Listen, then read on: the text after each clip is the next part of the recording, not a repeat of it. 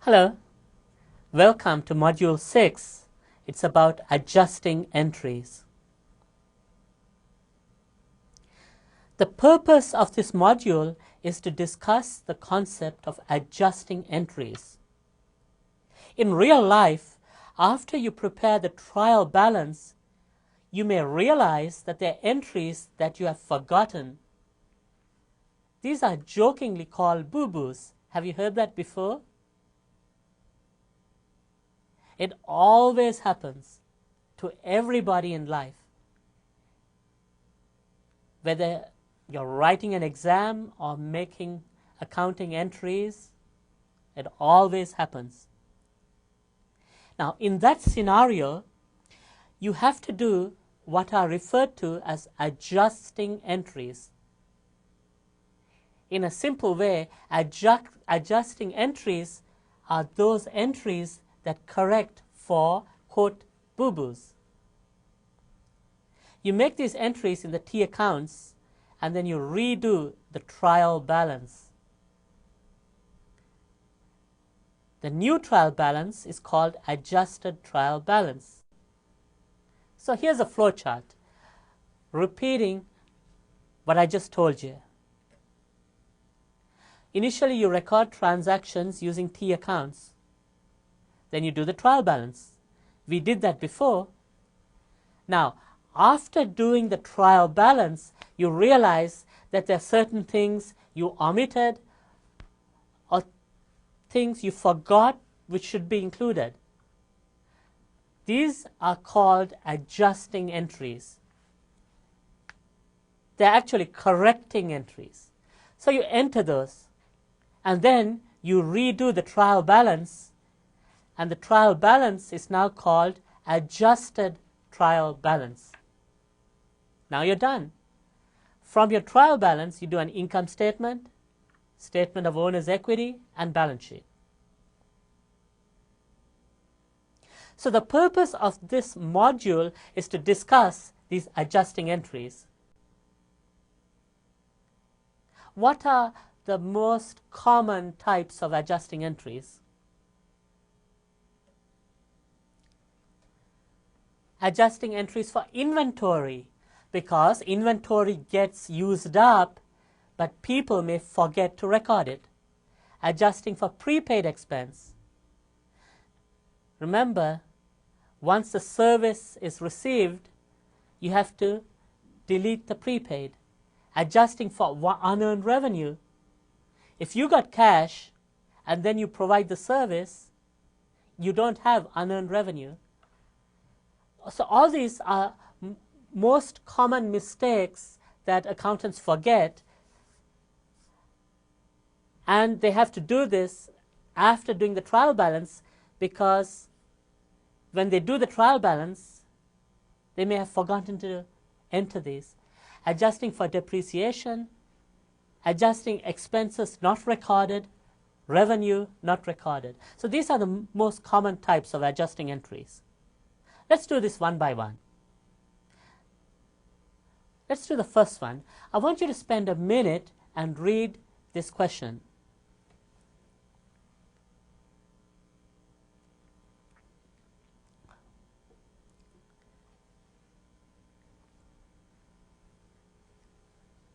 Sylvester Company purchased 85,000 of supplies inventory during the year. At the end of the year, an inventory count revealed 30,000. Now, you have to do an adjusting entry because you don't have 85,000 anymore. When you find 30,000 left over, that means 55,000 has been used up. So supplies has to go down by 55,000. Supplies is an asset. When it gets used up, it gets converted to an expense. Question: what adjusting entry is required? Let's have a look. Previously, you had 85,000 in your supplies. Now you want the balance to be 30. This is because 55,000 has left the warehouse. It got used up. When assets get used up, it gets converted to an expense. Let me repeat that. When an asset gets used up, it gets converted to an expense. So how much assets got used up? 55,000. So you transfer 55,000 from supplies and asset account, and an expense has increased, supplies expense. So the journal entry is, there you go. Left entry supplies expense, right entry supplies used up.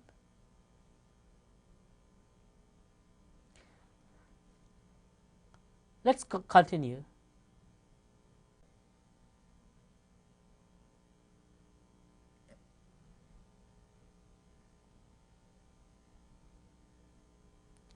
Sylvester Company prepaid 24,000 for insurance for the year.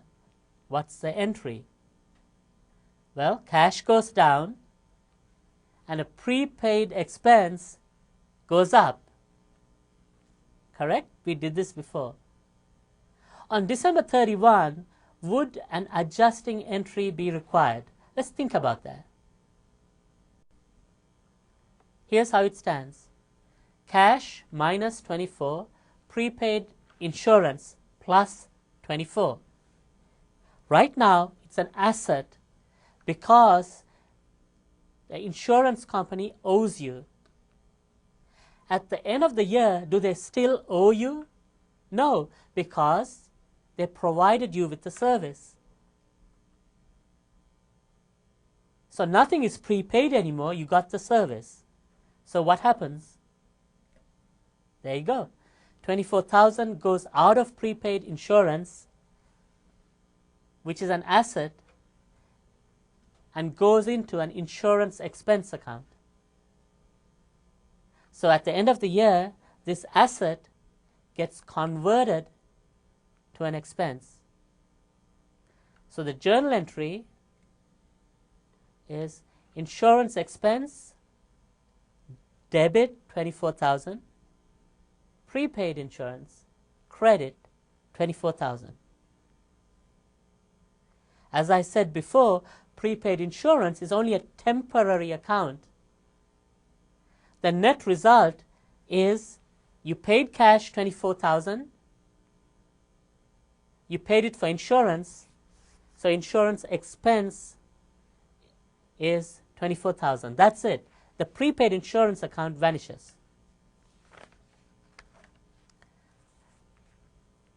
Let's do another one.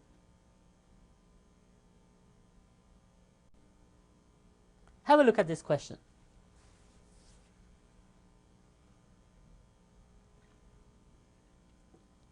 Sylvester Company received 4,000 in advance, keyword in advance, from a customer. They received it in October 31st. What's the entry to record this? We did this before. Cash plus 40 and a liability plus 40. The liability is unearned revenue.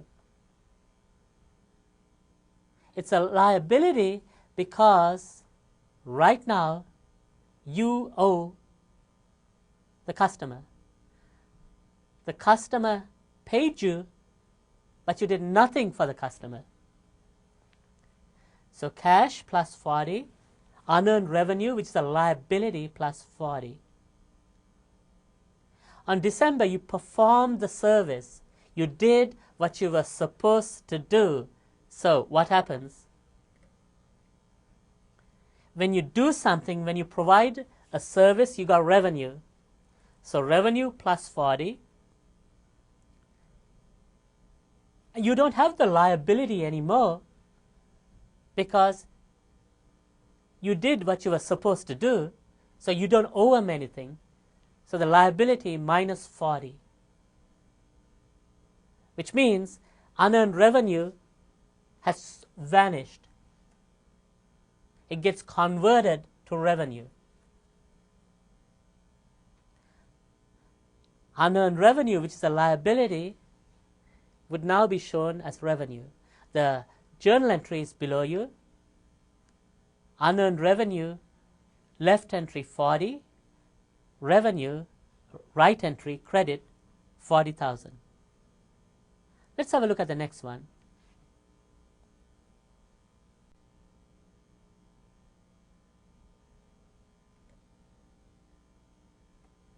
Sylvester buys equipment for 100,000 in January. The equipment has a life of 5 years. Think about this. Is any adjusting entry required on December 31st? What do you think? The value of the equipment has gone down by $20,000 because if the life is 5 years, the cost is 100, it means that every year, if you divide it, 20,000 gets used up. When an asset gets used up, it gets converted to an expense. When equipment gets used up, it's called depreciation expense. So depreciation expense goes up 20, and the value of the equipment goes down 20. Am I correct?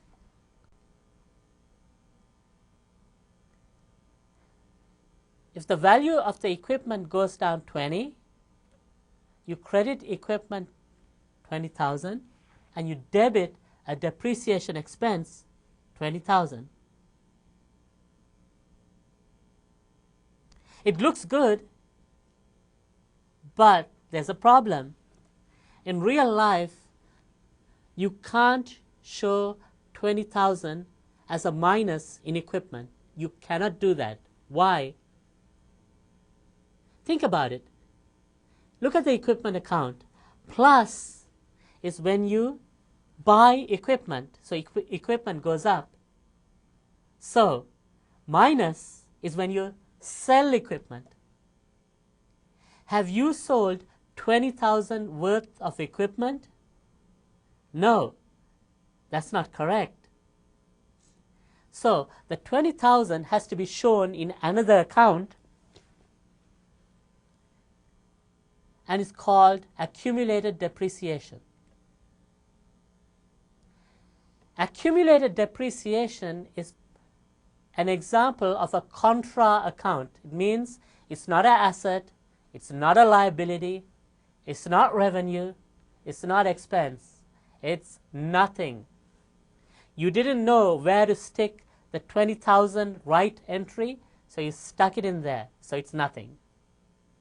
So the double entry is debit depreciation expense 20,000, credit accumulated depreciation 20,000. Depreciation expense goes on the income statement. What happens to accumulated depreciation? It goes into the balance sheet. The way it's done is you show equipment at cost, which is 100,000, what you paid for it. Then you deduct accumulated depreciation of 20 and show people at the end of the first year that the equipment's only worth 80,000. This is called book value. Let me show you how it will look. At the end of the first year, under assets, you'd have equipment 100, less accumulated depreciation 20. You show the equipment as worth 80 and call it book value. What about the second year? What would the accumulated depreciation be now? It's 20 from the first year, 20 from the second. So it's like 40,000 has got used up. So equipment at 100, less accumulated depreciation 40, and the book value is 60. What about the third year?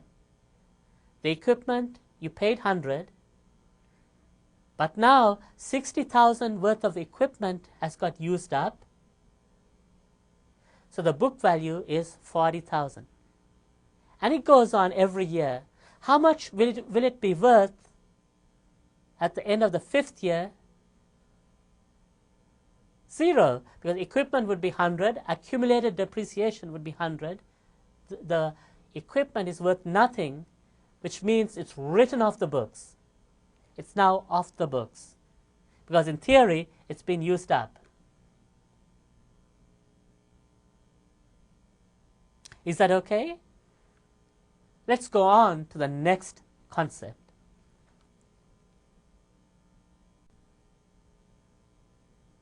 At the end of the year, Sylvester Company finds it has not recorded a utility bill of $8,000, which came in December.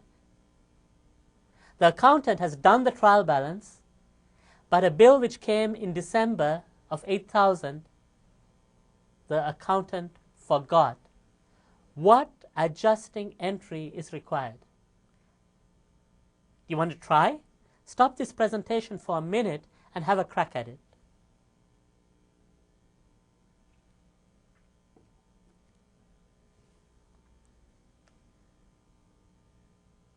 Have you tried it? Here goes.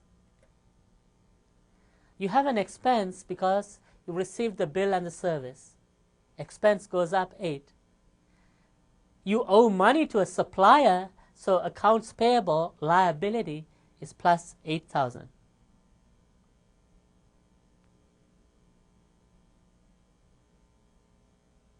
Shall we go on? Here's another example. At the end of the year, Sylvester Company finds it has not recorded nor paid salaries of $20,000 to its employees worked in the last week of December. What adjusting entry is required? They provided you with a service, the employees. You had an expense, but it wasn't recorded. Do you want to stop this presentation and have a crack at it? I'll give you a couple of minutes. Stop now.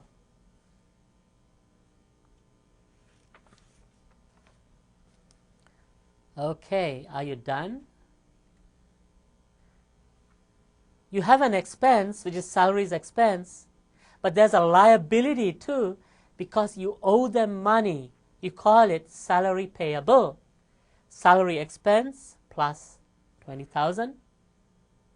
Salary payable plus 20,000. So expense went up and a liability went up. So the journal entry is you debit salary expense 20,000 and you credit salary payable 20,000. Let's do a problem together.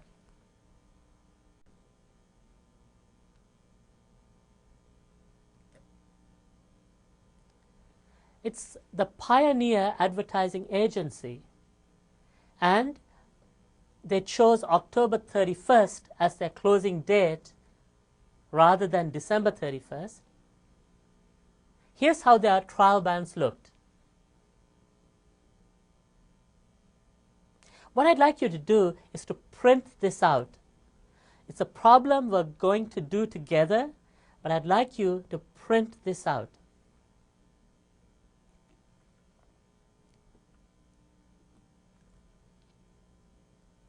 I want you to do a little exercise for me. I want you to open T accounts. Start with the top and work down. For example, you start with cash, have a T account, and you have for cash left entry 15,002. Write another one for advertising supplies, T account, and you have a left entry 2,500. Open another one for prepaid insurance, a T account, left entry 600, and you keep going. And do every single one of them. Stop this presentation right now and do that for me. When you're done, we'll restart.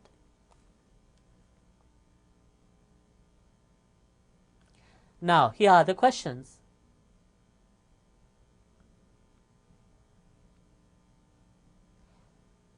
After October 31st, the accountant of Pioneer Advertising Agency realized that information was omitted, so he or she has to make adjusting entries.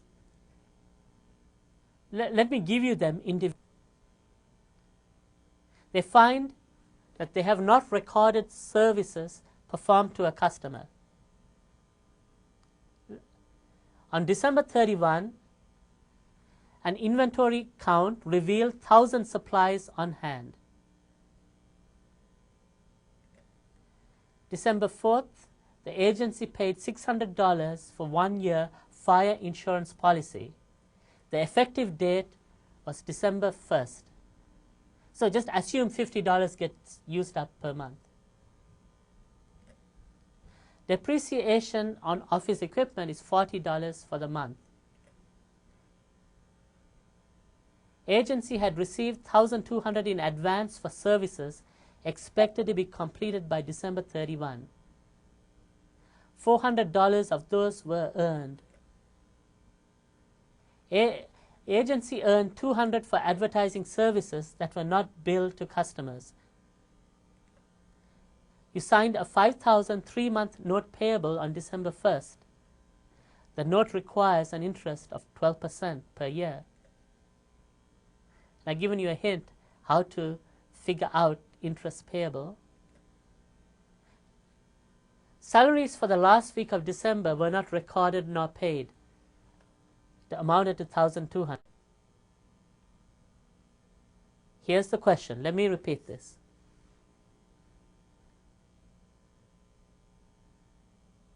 On December 31st, they had to do these adjusting entries.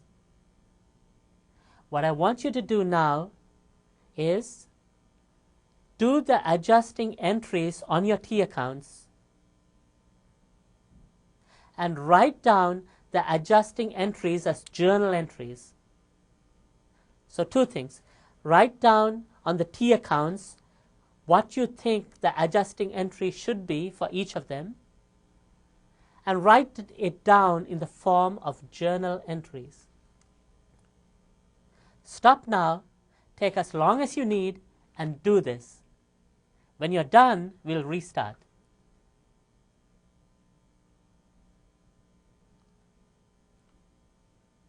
Are you done? Here's the answers. This is what it should look like. Print this out and check with yours. I'll give you some more.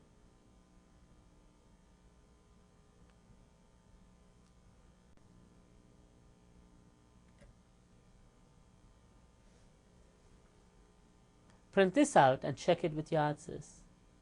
Did you get it?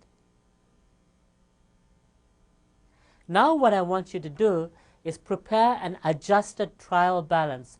Close up each account and do a trial balance. Stop right now and do your trial balance. Take as long as you need.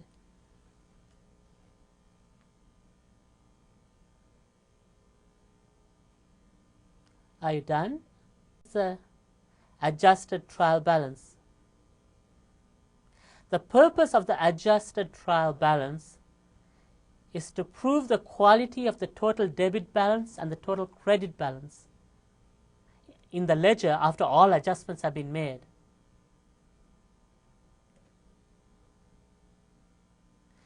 I'm going to show you the adjusted trial balance for Pioneer Advertising Agency.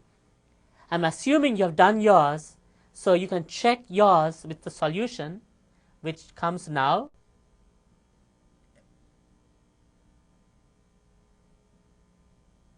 Does it look good? Does this tally with your answer?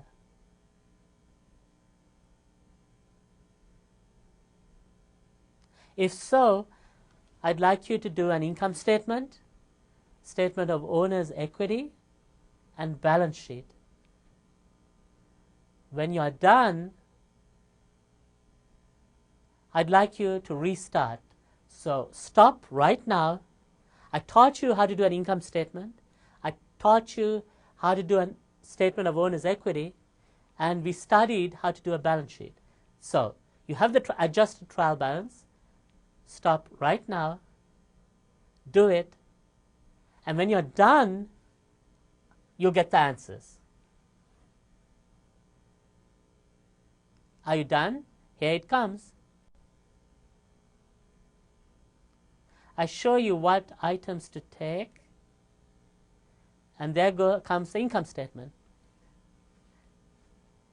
Does the profit of 2,860 correspond with yours? Check it. Then you do statement of owner's equity. Here it comes. Does that tally with yours? The ending balance should be 12,360. If you are done with that, you could go on to the balance sheet. Here it comes. This is the balance sheet. You know it balances because you know it's correct because it balances. Does this tally or correspond with your answer? If so, you have a very good understanding of adjusting entries. This ends this module.